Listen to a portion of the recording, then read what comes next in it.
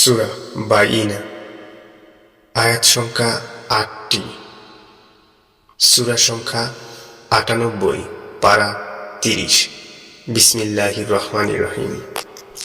আহলে কিতাব ও মুশরিকদের মধ্যে যারা কাফের ছিল তারা প্রত্যাবর্তন করত না যতক্ষণ না তাদের কাছে স্পষ্ট প্রমাণ আসত, অর্থাৎ আল্লাহর একজন রাসূল যিনি আবৃত্তি করতেন পবিত্র সহিফা, যাতে আছে সঠিক বিষয়বস্তু।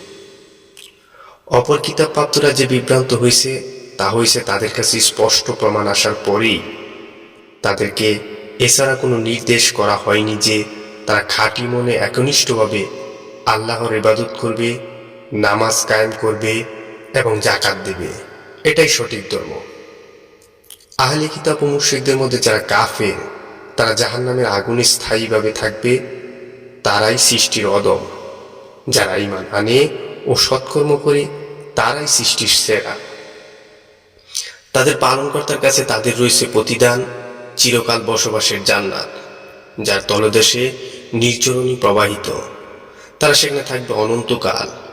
আল্লাহ তাদের প্রতি সন্তুষ্ট এবং তারা আল্লাহর প্রতি সন্তুষ্ট।